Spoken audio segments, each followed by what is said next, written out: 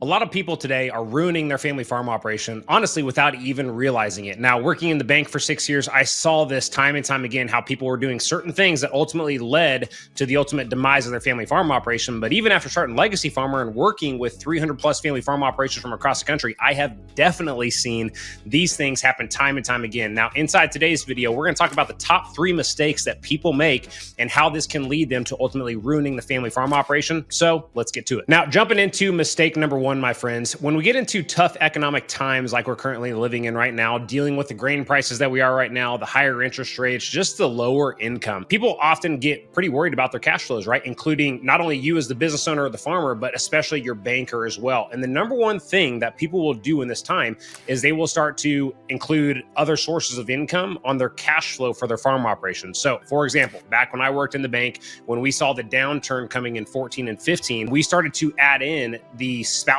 W-2 income to your overall cash flow projections. And here's the problem with this. One, it never really sat well with me. I didn't agree with that. But the problem with this, though, is that we're not looking at the business from a true financial picture standpoint. You know what I mean? We are altering or manipulating the numbers to make the business look better than what it typically, would be in a tough economic environment and time that we're going through. Now, from the bank's perspective, I can totally see why they would do that, because when you signed your notes, even if you have an LLC, you may have signed as president or secretary of the LLC, but you also signed individually to personally guarantee that note, which gives the bank the legal right to go after your spouse's income in the event that you don't make your loan payments, which is why it's easy for them just to show it on the cash flow projections, because it makes the operation look better when they take it to loan committee for approval when you get your line of credit renewed or anything like that. But again, the biggest problem with this, though, is that we're manipulating the numbers, right? And at the end of the day, you as a business owner should not really be running a business if it is going to require outside income in order to maintain profitability, in order to run and things like that. The tough reality for a lot of farmers and ranchers in this country is that the only way for them to be successful is to include their spouse's W-2 income, or take the income from another business, whether it's a side operation business or seed business or whatever that is for you, and inject those funds into the farm operation. This is honestly very troublesome, because at the end of the day, the business needs to be successful on its own 2 feet. Otherwise, should you really be investing the time and the resources into that business, right? And if you're being honest with yourself, the truth is most of the time it's no, right? Now, you may have 1 year or something like that where you have to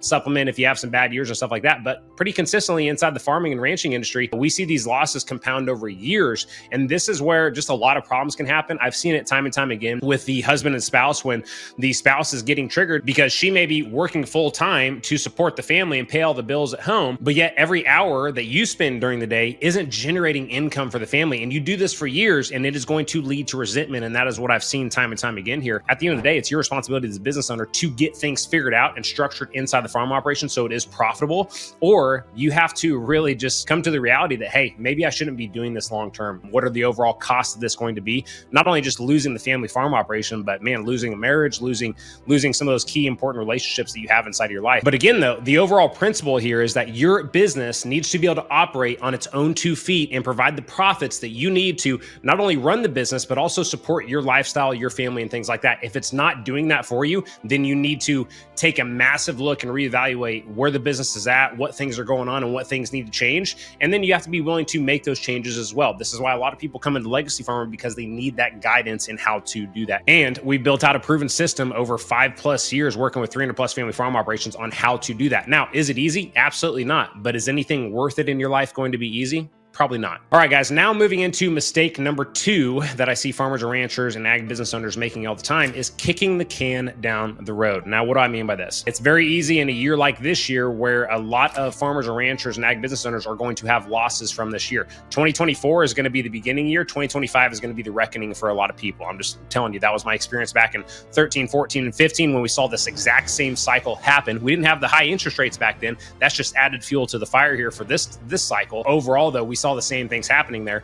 And so 2024 is going to result in a lot of people losing money. And the first initial thing that their banker is going to tell them to do, and that the customers are going to want to do, is to go ahead and term out those losses, go against some other equity on your balance sheet and start eating up that equity. And then you'll get to do it again next year. The problem with this, though, is that this is a cycle and a habit that you do not want to get into the routine of doing, because I have had people come into Legacy Farmer who have termed out losses for 4, 5, 6 years in a row. And the problem is one, they've they've chosen to do this, right? But two, their bank enabled them to do this, right? Their bank enabled them to eat up all this equity. But at the same time, from the bank's perspective, would you want your banker telling you, no, you don't get to farm next year? Probably not, right? And that's why it's kind of beneficial with what we do inside a legacy farmer, because we have no interest in whether you are farming or not, right? We're going to tell you what the truth of the numbers is telling us, and then it's going to be up to you to decide what you are going to do with that information. But a majority of people today, they're continuing to just kick this can down the road and kick these losses down the road without changing anything either, right? And this is the biggest problem, is the people that have losses in 2024,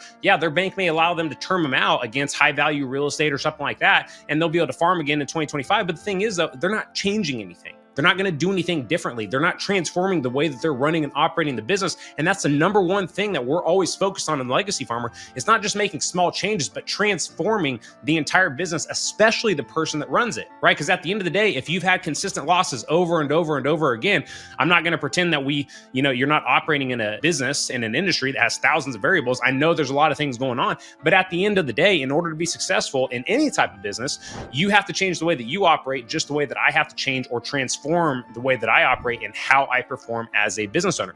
That is what we are focused on here. And the majority of people today, yeah, they're going to term out the losses, but then they're not going to change anything, which means the cycle just continues to repeat itself. They get stuck in this loop, and it becomes a habit for them just to term out their losses against hard-earned equity. Now, this is especially troublesome, again, if you are a second, third, or fourth generation farmer and you've inherited this balance sheet with a ton of equity on it.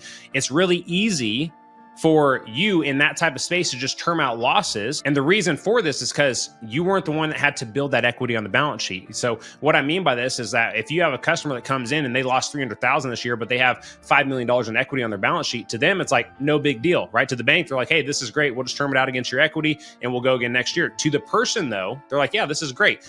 It's because they didn't have to build that equity in the first place. Versus if you ask your grandfather, your great-grandfather, and they have a $300,000 loss, that would kill them internally, right? They would be destroyed because that $300,000 to them was years of sacrificing and hard work and making payments and stressing and just grinding this thing out to try to build up that equity on the balance sheet here. So these are the things that you need to be considerate of when you are looking at making these decisions, because it's a lot bigger than what people treat it as. We don't give this type of situation or decision the level of respect that it deserves. And this is one of the common reasons a lot of family farm operations go out of business, because they just continue down the cycle of terming out loans, eating up their equity, and just kicking this can further and further down the road. All right, guys, now moving into the final mistake. Mistake number 3 is trusting your banker or your accountant to know your numbers better than you do. Okay. And it's really easy as a business owner. We're just kind of been conditioned in this industry that we look at our banker or our accountant as a trusted advisor inside the operation. And I'm not saying that they're not that, but what I'm saying is that you still have to have a majority of the responsibility of knowing what your numbers are.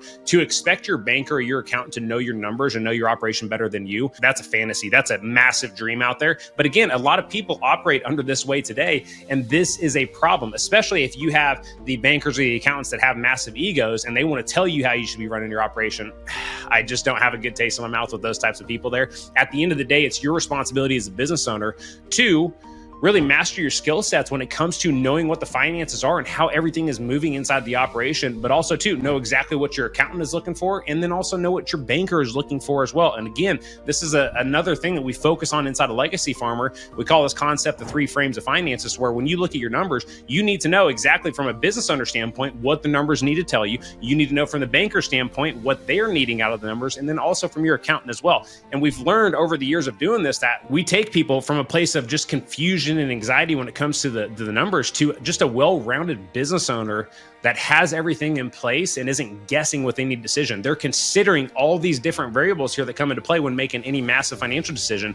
And with that just comes a lot more confidence and clarity and things like that going forward as well. And that's how we transform the business owner inside a legacy farmer. But at the end of the day, unless you recognize this problem and you are still expecting your banker to tell you what your cash flow projections need to be, or tell you what your values on your balance sheet needs to be, or you're expecting your accountant to tell you everything you need to be figuring out as far as tax liability or whatever it may be there, man, the longer you're going to struggle, right? We need to know enough about each one of these positions here to be dangerous and just know what the heck is going on. And what we've learned over the years is that these customers that really turn into this person, it changes everything about the business. And number one, it changes how they operate and run the business, which is obviously a big deal. But at the end of the day, nobody is going to know your numbers better than you as the business owner, and it will always be that way. So get on top of your numbers so you know what the heck is going on. So guys, I hope you took away some value from this video. More importantly, I hope you take actions because of it. I don't think it's any secret that we are losing thousands of family farm operations from this country every single year. And we got to get to a point to where people have access to the information and knowledge they need to do something about it. And that's exactly what I'm trying to provide on this channel. So I ask you, if you are getting value from this channel, we put out regular videos every week. Go ahead and hit the subscribe button below, leave me a comment or something like that, and we'll catch you in next week's video.